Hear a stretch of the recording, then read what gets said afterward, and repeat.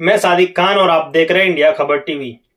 नेपाल से जहां आम जनता में विरोध की आवाज जोर पकड़ रही है दोस्तों, शासन में हो रही गैर इंसाफी, भ्रष्टाचार और सोशल मीडिया बैन जैसे फैसलों ने युवाओं में गहरी नाराजगी पैदा कर दी है। जनता शांतिपूर्वक अपने अधिकारों की मांग कर रही, लेकिन पुलिस की कार्यवाही, कर्फ्यू और सख्त कार्रवाई कदमों ने हालात को और तनावपूर्ण बना दिया। लेकिन पटना के खान सर ने क्या कहा इस मामले में? खान सर ने बताया कि यह सिर्फ नेपाल की समस्या नहीं, यह एक चेतावनी है कि जब जनता के विश्वास को खो दिया जाए तो लोग सड़कों पर उतर आते हैं। उन्होंने यह भी कहा कि सरकारों को चाहिए कि वे संवाद खोले, जनता की आवाज सुने, न सिर्फ दिखावा करे, क्योंकि बिना न्याय और पारदर्शिता के किसी भी व्यवस्था का टिकना मुश्किल है। सुनिए दोस्तों, अगर आप हमारे चैनल पर नए हो तो हमारे चैनल को सब्सक्राइब जरूर कर लीजिए, जिससे आपको हर खबर की अपडेट मिलती रहेगी। जय हिंद। देखिए, नेपाल में क्या क्राइसिस हुआ है उसको समझते हैं और इसका इंडिया पे क्या असर पड़ेगा। इस क्राइसिस का इंटरनल कारण क्या था, एक्सटर्नल कारण क्या था और अचानक ऐसा क्यों हो गया, इसको समझते हैं हम लोग।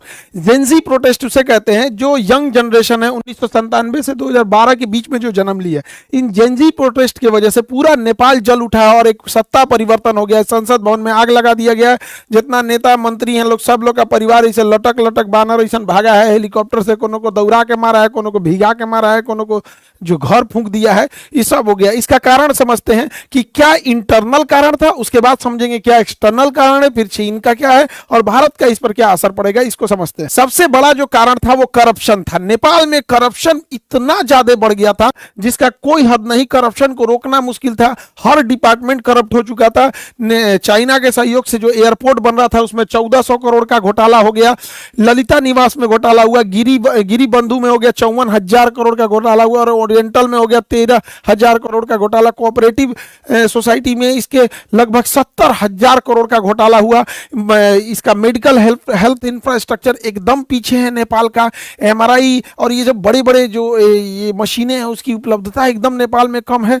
आर्म्स डील में बरेटा कंपनी से जो आर्म्स जिसका दाम था उससे 4 गुना रेट में दलाली में खरीद के लाया सब। पतंजलि को जो जमीन विवाद हो गया, पतंजलि से कर लिया सब। यहाँ पर चाय का गोदाम कमर्शियलाइजेशन के लिए बेच दिया।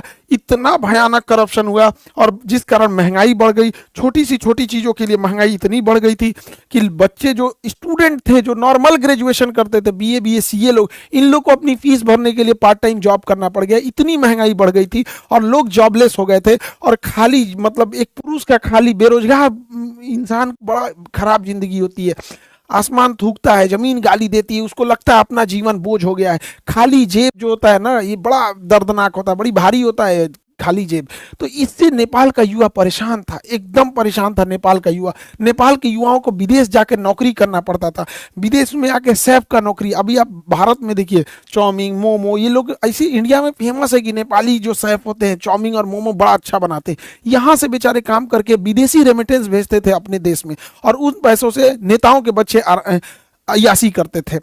नेपाल की जो यंग जनरेशन थी, सोचिए कितनी मुसीबत में होगी कि युद्ध के दौरान वो लोग यूक्रेन से लड़ने के लिए रसिया में भर्ती हो गए और रूस ने उन्हें 20-25 दिन की ट्रेनिंग दिया, हथियार थमा के भेज दिया यूक्रेन से लड़ने के लिए और वहां वो लोग शहीद हो गए थे। उनका घर परिवार उजड़ गया। इतना भयानक वहां बेरोजगारी का आलम था।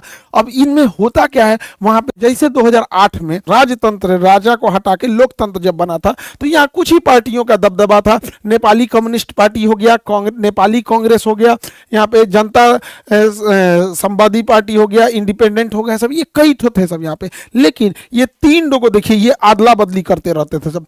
पहले ओली बना 18 में, फिर देउवा बना 21 में, फिर प्रचंड बना 22 में, फिर अइबुढ़वा बन गया 24 में।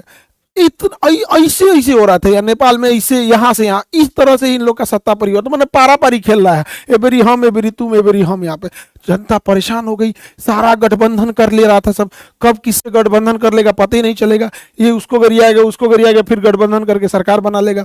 तो इससे पूरी पब्लिक परेशान हो गई थी। और इनके भैया सबसे बड़का कारण ये नमूने बने हैं सब।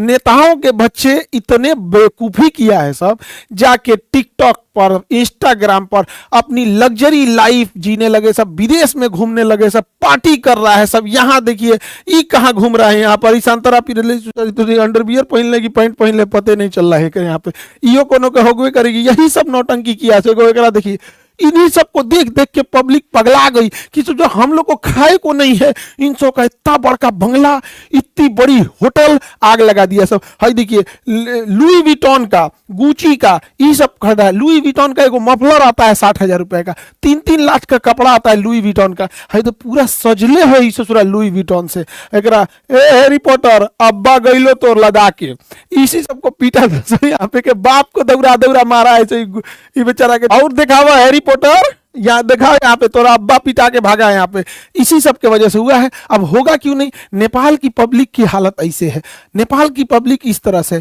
आप इनको देखिए, भारत के नेताओं से सीखना चाहिए नेपाल के नेताओं को। भारत के नेताओं का दो चाल समझिए, इनके बच्चे कहाँ पढ़ रहे हैं ये बताते ही नहीं है, और ये अपने बच्चे को कहते हैं कि बबुआ ते मर्सिडीज में घूम, ते ऑडी में घूम, BMW में घूम, लेकिन फोटो मत खींचो हो। फोटो नहीं खिंचाना है, फेसबुक उस पे नहीं डालना है, गरीब बन के रहना है। एक दिल्ली में एक नेता से हमसे मिले थे उनके लड़का, तो कहा कि सर एक फोटो हो जाए। हम कहा हाँ हाँ, तो ऐसे कहा कि रुकिए सर शर्टवा मोड़ लेते हैं, रोलेक्स की घड़ी है, दिख जाएगा तो पब्लिक क्या कहेगी। ये भारत के नेताओं का है। और दूसरा, इनके बाल बच्चे तो ऐसे हैं, ट्रेनिंग दिया गया है, और ये ससुरे कुर्ता पहन लेते हैं सब। अब कुर्ता में बुझेबे नहीं करता है, कुर्ता 1 लाख का है कि 5,000 का है, कुर्ता तो नॉर्मल दिखता है। तो इनका कुर्ता स्ट्रेटजी है। दूसरा, आप देखिएगा कभी भी अपने घर का फोटो नहीं दिखाएंगे सर। भारत का कोई नेता मंत्री घर का फोटो नहीं दिखाएगा। घर के बाहर जो लॉन होता है, खाली जगह, इंटरव्यू देना रहेगा, वो लॉन में बैठ के देगा, बैठ जाएगा लॉन में, देखेगा पीछे घर नहीं ना आ रहा है, कहेगा 2 गाय ले आके इधर ये चराओ, 2 गाय बांध दो, हाँ इंटरव्यू चालू करो, पीछे गाय आना चाहिए। अपने आप को गरीब शो करेगा, अंदर जाके देखिएगा महल बनाया रहता है। तो नेपाल के नेताओं को भारत के नेताओं से सीखना चाहिए। हालांकि भारत में भी ऐसे नेताओं लोग में करप्शन बहुत ज्यादा है, एक्सेसिव करप्शन है। तो नेपाल के एक नेताओं के बाल बच्चे, इन्हें नेपो किड्स या नेपो बेबी बोला जाता था इन सबको, बकलोलवान सब, ये सब नाच दिया। तो ये नेताओं के लोगों की लग्जरी लाइफ थी, और ये नेपाल के गरीब लोगों की थी। सोशल मीडिया पे इन नेताओं के इस रवैये को लोगों ने बढ़ चढ़ कर शेयर किया कि इन्होंने करप्शन के पैसे से विदेश में पढ़ रहे हैं, विदेश में घूम रहे हैं, विदेश में पार्टी कर रहे हैं, इनका इतना बढ़िया बढ़िया मकान है यहाँ पे। तो सोशल मीडिया पे ट्रेंड होने लगा, सोशल मीडिया इस पर तूल पकड़ने लगा, लोग बोलने लगे सोशल मीडिया पे। अब नेपाली सरकार ने सोशल मीडिया वालों से कहा कि आप इस पे ग्रीवांस ऑफिसर नियुक्त करो। उन्होंने नहीं नियुक्त किया तो 1 हफ्ता का वार्निंग दिया, और नहीं पूरा किए तो इस सब ने बैन कर दिया। जब बैन किया सोशल मीडिया को, तो जब सोशल मीडिया बैन हो गई, टिकटॉक को छोड़ के सबको बैन कर दिया, क्योंकि टिकटॉक ने अपना ग्रीवांस अधिकारी नियुक्त कर दिया था। लेकिन इन लोगों को लगा कि टिकटॉक चाइना का है, उसको बैन नहीं किया, टिकटॉक पे बैन नहीं किया, बस उसी पे लोगों ने डेट डिसाइड किया कि इस दिन चलना है नेपाल पे, हथावा बोलना है, और पूरा भीड़ लगा दिया। इन लोगों का कहना था करप्शन को बैन करो, सोशल मीडिया को नहीं। Ban corruption, not social media. क्योंकि सोशल मीडिया को बैन क्यों करेंगे? क्योंकि ये यंग जनरेशन है, स्टूडेंट है, स्टूडेंट्स बेचारे प्रोटेस्ट करने आए थे, एक बड़ी संख्या में स्टूडेंट प्रोटेस्ट करने आए थे। उनका कहना है कि भैया सोशल मीडिया केवल रील देखने के लिए थोड़ी है, इस सोशल मीडिया पे वीडियो कॉन्फ्रेंसिंग होती है, बहुत सारी मीटिंग हो जाती है, बहुत सारे बिजनेस सोशल मीडिया पे चलते हैं, मार्केटिंग होती है, इस पे एडवर्टाइजमेंट चलते रहते हैं। आजकल नेपाल में बहुत सारे लोग विदेश में काम करते हैं, तो विदेश में नॉर्मल नंबर नहीं लगता है तो लोग व्हाट्सएप कॉल कर लेते हैं, ये इसमें दिक्कत आने लगा। बहुत सारे लोग नेपाल में क्लास करते हैं, उनके भी वहाँ के टीचर होंगे लोग, वो लोग पढ़ाते होंगे अपना अपना वहाँ पे, तो सारी चीजें बाधित हो गई। इसी को लेकर प्रोटेस्ट हो गया। प्रोटेस्ट बहुत बड़ी संख्या में था। यहाँ पे अगर ध्यान देंगे तो यहाँ पुलिस इनको रोक रही थी, तब तक ससुरा किसी ने आदेश दिया ऊपर से प्रधानमंत्री के यहाँ से कि इनको गोली मारो। और जानते हैं इन्होंने क्या किया? एकदम माथा पे गोली मारे हैं सब। इन बच्चों को स्कूल यूनिफॉर्म पे माथा पे गोली मारा सब। अब जब यहां गोली मारिएगा, ये तरीका गलत है। लोकतंत्र में भीड़ को शांत करने के लिए अन्य तरीके भी होते हैं। ये बात है कि हाँ, हर चीजों को हम लोग जबरदस्ती नहीं मना सकते, लेकिन वाटर कैनन होता है, आंसू गैस के गोले होते हैं। जब चीजें हद से पार हो जाती है तो पैर पे गोली चलाया जाता है, कई बार रबड़ बुलेट चलाए जाते हैं। एकदम एक्सट्रीम हो जाता है तो पैर पे गोली चलाया जाता है। उसके बाद भी कारण बनाना पड़ता है कि हमने ये सब कर दिया, तब लास्ट में ये तो पूरा सीधे गोली मारा सब, यहाँ पे एकदम हेड शॉट मारा। इसके वजह से जो लोग प्रोटेस्ट में नहीं भी उतरे थे, वो सब के सब लोग प्रोटेस्ट में उतर गए और कहें अब की बार तो ओली सरकार को उजाड़ देना है, करप्शन को खत्म ही कर देना है। लोगों ने ऑफिसेस तोड़ दिए, सब जगह तहस नहस कर दिया, संसद भवन को आग लगा दिया, कहा कि चट्टा यहीं से बैठ के करप्शन करता है सब, और यहां से नेताओं को इसे लदा लदा भागना पड़ा है। और समय रहते ये लोग ईमानदारी से काम किए रहते तो आज ये नौबत नहीं आई रहती। नेपाल से ये लोग भाग गए हैं, किसी को डुबा के मारा, लसरा के मारा, मूड़ी फोड़ दिया, कपार फोड़ दिया, को जिंदा जला दिया, ये सब पूरी तरह से नेपाल को तबाह तबाह कर दिया। नेपाल में एक हामी नेपाल करके एनजीओ था जो भूकंप के समय मदद कर रहा था। सूडान गुरुम इसको नेतृत्व कर रहे थे, और इधर एक काठमांडू का मेयर बालेन शाह, ये लोग इसको एक तरह से लीड कर रहे थे। हालांकि भीड़ इतनी ज्यादा हो गई और पुलिस की गोली वजह से ये घटना और ज्यादा उग्र हो गई। हालांकि इसे कंट्रोल करने का बहुत हद तक आंदोलन को कंट्रोल कर लिया गया है, सेना कमांड को संभाल चुकी है। सेना ने आदेश दिया जनरल ने कि आप सब लोग अपने अपने जगह पे लौटेंगे, और अभी के तौर पे अंतरिम सरकार सुशीला कार्की को दिया गया है। जिस तरह बांग्लादेश में दिया गया वहां पर यूनुस खान को, उसी तरह दिया गया यहाँ सुशीला कार्की को। ये भारत के बीएचयू यूनिवर्सिटी से पढ़ी थी, वहां पर चीफ जस्टिस रही, पहली महिला मुख्य न्यायाधीश रही। अभी इनके हाथों में अंतरिम सरकार है, बाद में ये लोग इलेक्शन करेंगे। अब ये खुद ही कंफ्यूजन में है कि राजशाही नहीं था कि इलेक्शन कराया जाए। एकदम परेशान है लोग, नेपाल की स्थिति एकदम गड़बड़ है। कुछ चीजें नेपाल में गड़बड़ हुई हैं जो नेपाल के क्रांतिकारियों को नहीं करना चाहिए था। पहला कि इन्होंने सुप्रीम कोर्ट की बिल्डिंग जला दी, उसमें सारे डॉक्यूमेंट जल गए। कौन नेता करप्ट था ये भी खत्म हो गया, कोई ठीक नहीं, ससुरा नेता में जलवा दिया होगा सब कि बाकी में नया सरकार आएगी तो हमारा फाइल निकलवाएगी, जल गया यहाँ पे। दूसरा गलती क्या कि इन्होंने जेल तोड़ के 13,000 से ज्यादा कैदियों को रिहा कर दिया। अब जो कैदी रिहा हुए हैं सब, भारत में आने का तो वीजा नहीं मिलता है, उसको पूरा भारत में घुस जाएगा सब। अगर भारत में नहीं भी घुसा सब तो कैदी था सब ना, उसको नहीं छोड़ाना चाहिए। हाँ, राजनीतिक कैदी रहते तो समझ में आता है, क्रिमिनल्स को काहे छोड़ा दिए यहाँ पे। पुलिस ने मास सरेंडर किया, लोग पुलिस को मारे। पुलिस तो खैर करप्शन कर, गोली चलाएंगे लोग तो पब्लिक छोड़ देगी, माथा पे गोली चलाएंगे पुलिस, तो उसके बाद कहेंगे भाई आदेश आ रहा है तो आप हवाई फायरिंग कीजिए, आंसू गैस मारिए, मारेंगे गोली तो पिटाएंगे कहीं नहीं, पिटा गए यहाँ पे। लेकिन इससे भारत को क्या हुआ, भारत को एक लॉस लगा। अनस्टेबल नेपाल कभी भी भारत के लिए ठीक नहीं है। दूसरा, भारत सरकार अभी काला पानी लेपुलेख विवाद चल रहा है, आप अब नेक्स्ट वीडियो उस पर बना देंगे ताकि आप लोग को ज़्यादा क्लियर समझ में आ जाए। लेकिन एक बड़ा दुख के साथ ये कहना पड़ता है ना, नेपाल भाइयों लोगों को भी समझना चाहिए, एक ऐसा ट्रेंड बन गया है नेपाल में, हम लोग जान भी दे देंगे ना तो नेपालियों को लगेगा कि भारत हम लोग के लिए खिलाफ है। उनको चाइना ही अच्छा लगता है। हम लोग को क्या ही कर सकते हैं उन लोग के लिए, नेपाल के लिए क्या नहीं किए हम लोग। लेकिन उनको, नेपालियों के दिल में बैठा है कि भारत ही खराब है यहाँ पे। ऐसा नहीं करना चाहिए। हमारा रोटी और बेटी से रिश्ता है।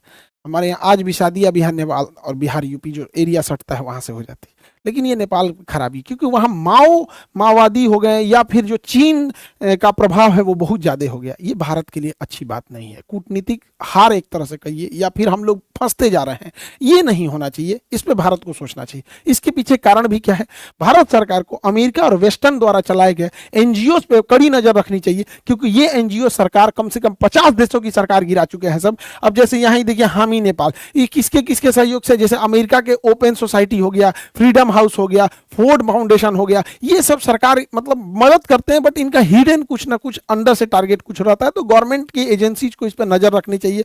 अभी जो नेपाल में हुआ है, हामी नेपाली जो ये संगठन था, इसमें शंकर ग्रुप, इन्फिनिटी ग्रुप और बरबरा फाउंडेशन ने फाइनेंशियल हेल्प किया था, और इतनी बड़ी हुजूम को एक साथ ले आकर इन्होंने किया। और आज एक देखिए कैसी गवर्नमेंट वहां बैठे बनेगी, इसका कोई ठीक नहीं है। अमेरिका जो है और वेस्टर्न कंट्री ने पूरी मिडिल ईस्ट को बर्बाद कर दिया है सब, इराक से लेके ईरान, सीरिया, अफगानिस्तान, यमन, सब तबाह कर दिया है सब। अब जब इसको पूरी तरह तबाह कर दिया है सब, तो जहां से मन वहां से पेट्रोल लेके चल जाता है। हम लोग को पेट्रोल मिलता है महंगा, और ये सब मार धार के अपने चमचा सरकार को बना देता है सब। किसी को बना देगा, अयोग्य व्यक्ति को कहेगा 50% हम ले जाएंगे, तो यहाँ बर्बाद के। अब इनकी नज़र एशिया पे है, इधर श्रीलंका, बांग्लादेश, म्यांमार, नेपाल, पाकिस्तान, इसको अब अनस्टेबल करना चाहते हैं सब। ये सोशल मीडिया और किस तरह से ये काम करते हैं सब एनजीओ की मदद से, इसको समझने की जरूरत है।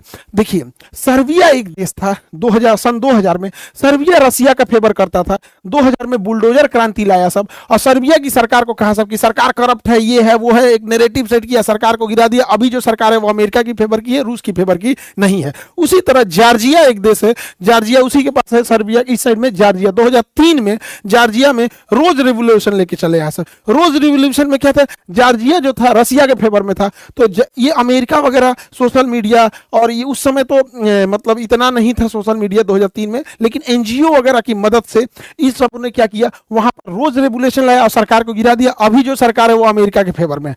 उसी तरह से देखेंगे यूक्रेन में 2004 में ऑरेंज रिवॉल्यूशन ले दिया और कहा कि हम लोग यूरोप में मिलना चाहते हैं, रसिया में नहीं, रसिया को कमजोर करने के लिए। फिर 2014 में यूरोपीय मेडन आंदोलन किया गया, पेट्रो यानुकोविच को यहां से डिथ्रोन किया गया। उसी समय क्रीमिया रसिया ने कब्जा कर लिया था। अभी की जो जनरेशन है उसको इतना पुराना नहीं याद आता है, लेकिन अभी उसी सब के वजह से अभी भी यूक्रेन में लड़ाई चल रही है। देखिए जो जो सरकार रसिया के फेवर में थी, कैसे कैसे अमेरिका ने गिराया है।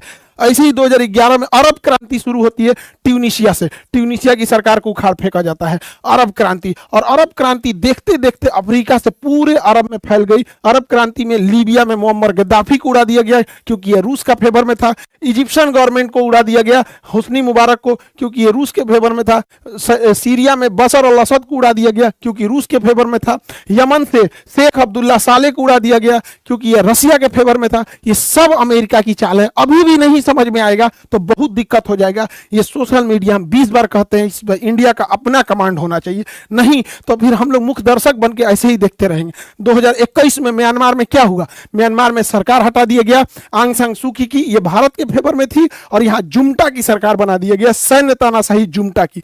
हुआ क्या, 2017 से 2021 तक म्यांमार से रोहिंग्या भारत में घुस गए।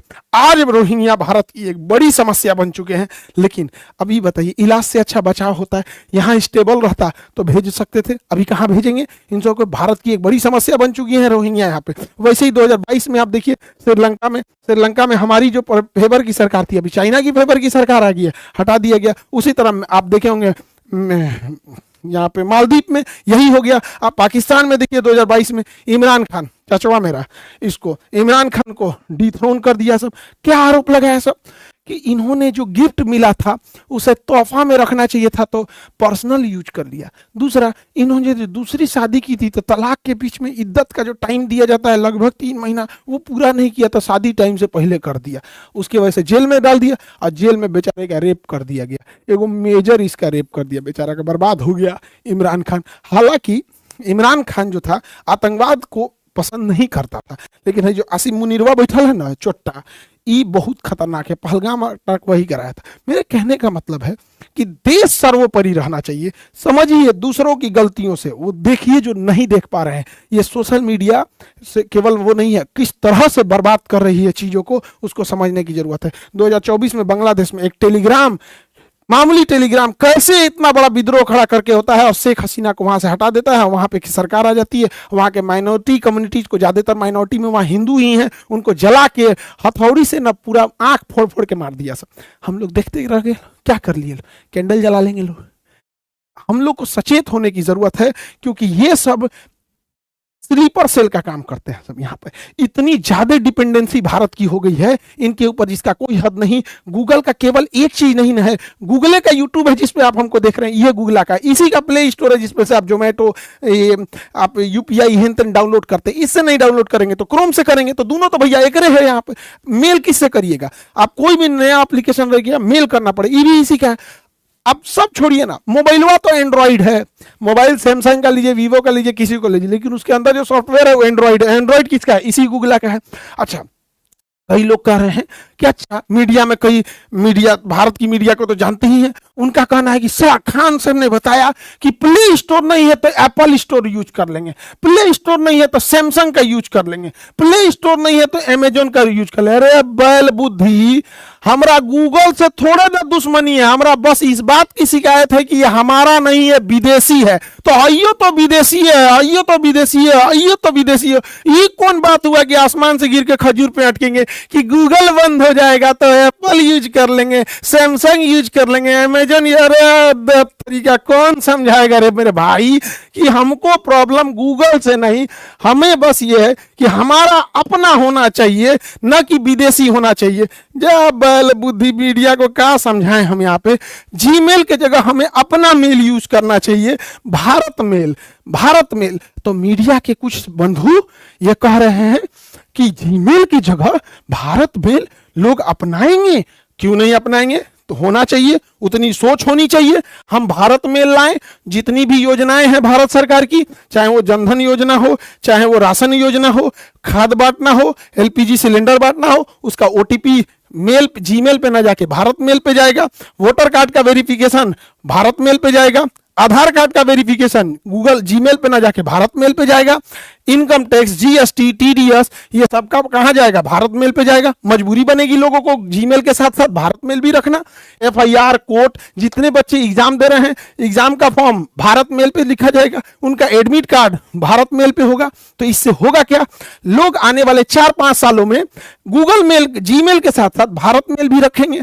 तो पहले पैरेलल रखना चालू किएंगे, उसके बाद धीरे धीरे शिफ्ट कर देंगे। सोच होनी चाहिए। अब हाथ पे हाथ रख के रहेंगे, अरे नहीं हम ऐसा नहीं करेंगे। अरे भैया, मोदी जी ने एक बार बोल दिया था मालदीप ना जाके लक्षद्वीप जाओ, मालदीप की अर्थव्यवस्था हिल गई थी। मोदी जी ने एक बार बोला था थाली बजाओ, पूरा देश थाली बजा दिया था। तो पूरा देश जीमेल की जगह पे इसके नहीं शिफ्ट होगा? उतना होना चाहिए।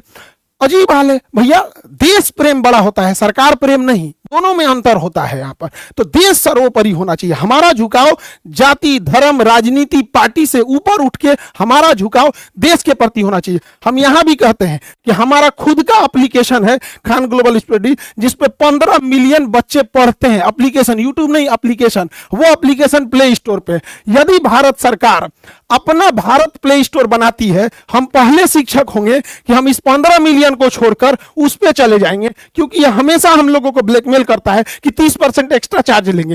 पूरे भारत के शिक्षकों से कहते हैं कि आप लोग बताइए, क्या इस बात का यह धमकी नहीं देता है गूगल? हम लोग इसको छोड़ेंगे, ये हमारी जिम्मेदारी होती है, देश के प्रति हमारी जिम्मेदारी होती है। आज 25 मिलियन सब्सक्राइबर हैं यूट्यूब पर, लेकिन ये डायमंड प्ले बटन आया था ना, हम कभी दिखाए नहीं। सारे लोग को धन्यवाद हाथ जोड़कर, जो आप लोगों ने 25 मिलियन बनाया और विश्व का सबसे बड़ा एजुकेशन चैनल बनाया। लेकिन जब ये डायमंड प्ले बटन आया ना, इतना खुशी होता। अगर इसके बीच में अगर भारत का रहता तो अशोक चक्र बना रहता, अशोक स्तंभ बना रहता। जब मेरा 1 मिलियन हुए थे ना, तो गोल्डन प्ले बटन आया था। तो पापा को हम दिखाए ना, तो पापा बोले कि कितना अच्छा रहता है, इस पे तिरंगा बना रहता, ये विदेश का है। तो पिताजी बोले थे कि हमारी आवाज कोई नहीं सुनेगा, तुम अगर इस लायक हो जाना ना तो आवाज जरूर उठाना। ये मत कहना कि तुम भूल जाओ कि तुम्हें सुविधा मिल रहा है। आवाज जरूर उठाना कि एक भारत का अपना होना चाहिए। वरना हमको देश प्रेम है, तभी हम यूट्यूब पे खड़ा होकर कह रहे हैं कि यूट्यूब की जगह भारत का होना चाहिए। वरना 25 मिलियन को तो बहुत पैसा देता है यूट्यूब, क्या जरूरत रहती है? तो सरकार प्रेम और देश प्रेम दोनों में अंतर होता है। हम स्वयं कहते हैं कि भारत का रहता तो बहुत ज्यादा खुशी होती। आज नहीं होगा, 10 दिन बाद होगा, 10 साल लगेंगे, 20 साल लगेंगे, लेकिन अगर हम शुरू ही नहीं करेंगे तो कभी मंजिल पे नहीं पाएंगे। मंजिल मिले या ना मिले ये मुकद्दर की बात है, लेकिन हम कोशिश ना करें ये गलत बात है। तो ये देश प्रेम हम इसीलिए कहते हैं, वरना 25 मिलियन पे तो बहुतों सुविधाएं मिलती रहती हैं यहाँ पर। लेकिन जो देश प्रेम है, जो इस ये हम कभी आप लोग को दिखाए हैं, ये रखा हुआ है हमारे यहाँ। बस यहाँ एक तो तिरंगा झंडा बना देता ना इस डायमंड प्ले बटन पे, 4 चांद लग जाता है इस डायमंड प्ले बटन पे। लेकिन क्या कीजिएगा, कुछ दिन होगा, कोई ना कोई लोग कहेगा, मीडिया वाला कह रहा है कि खान सर पागल हो गए यहाँ पे, अपन गूगल और यूट्यूब बनाने के लिए कह रहे हैं। कभी ना कभी तो सुनेंगे। मोदी जी से उम्मीद है कि जरूर करेंगे, नहीं तो देश को अनस्टेबल कर देंगे सभी सब विदेश वाले सब। इन पर कभी भरोसा नहीं करेंगे। ए भैया, आज से 3 साल 4 साल पहले भी हम क्लास में बोले थे कि 2000 का नोट जो आया है ये गलत डिसीजन है, इसको चेंज करेगी सरकार, मजबूरी हो जाएगी चेंज करना। कल से लाल वाला नोट नहीं चलेगा, 2000 वाला को साइड कर रहे हैं। 2000 की नोट को गवर्नमेंट की लानी मजबूरी थी, क्योंकि अचानक नोट बंद हुआ, मार्केट में पैसा देना था, छोटा छोटा नोट छापने में टाइम लगता है, इसलिए पहली उस सप्लाई को पूरा करने के लिए 2000 दिया गया। सप्लाई, अब जब सप्लाई पूरा हो गया, अब बैंक वाला धीरे धीरे उसको रखते जा रहा है। अब आपके एटीएम से 2000 का नहीं निकलता होगा, निकलता है, रेयर हो गया है। अब 2000 बहुत कम मिल रहा होगा, धीरे धीरे उसको साइड कर दिया जाएगा। और क्या हो जाएगा, 500। करप्शन कम करने के लिए मैक्सिमम नोट 100 रुपए का ही होना चाहिए। समझा गया कि नहीं गया? अब तो नहीं जाओ तो किसी को 10 लाख घूस देने बोरा में लेके, 10 लाख रुपया 100 का नोट हो गया तो कहां ले जाएंगे बोरा? आप देख लीजिए आज चेंज हो गया कि नहीं। वैसे ही हम कहते हैं कि एक दिन इस गूगला को भी बदला जाएगा, और वह दिन आएगा जब भारत अपना सर्च इंजन बनाएगा, हम अपना प्ले स्टोर बनाएंगे, हम अपना भारत मेल बनाएंगे। उस दिन का भी इंतजार रहेगा। और अगला बैच आप लोग का बीपीएससी का है, जो 23 सितंबर को आ रहा है, और 99 रुपए का इंडियन मैप। बाबू लोग, अगर जीएस पढ़ना है तो मैप बहुत जरूरी है पढ़ना। अब महज 99 में। इस 99 में हम 30% सरकार को इनकम टैक्स देंगे, लेकिन फिर कहते हैं कि हमसे आप इनकम टैक्स लीजिए, लेकिन बच्चों से लिया जाने वाला 18% जीएसटी प्लीज छोड़ दीजिए। हमें अपना स्वार्थ रहता तो हम कहते हैं कि इनकम टैक्स मत लीजिए, लेकिन हम कहते हैं आप लीजिए, लेकिन बच्चों का प्लीज। अभी 99 रुपया में आप 18% जीएसटी लेंगे, बचवा सबको अफसोस लगता है। क्या बाकी आपकी मर्जी। आई होप आपको ये टॉपिक समझ में आया होगा। अब इसके बाद लेपुलेख, काला पानी और नेपाल का नक्शा का क्या विवाद है रहा है उसको समझा देंगे। फ्रांस का भी पिटाया है सब नेता, अमेरिका में को गोली मार दिया, इसको नेक्स्ट क्लास में समझा देंगे। मिलेंगे नेक्स्ट क्लास में। जय हिंद।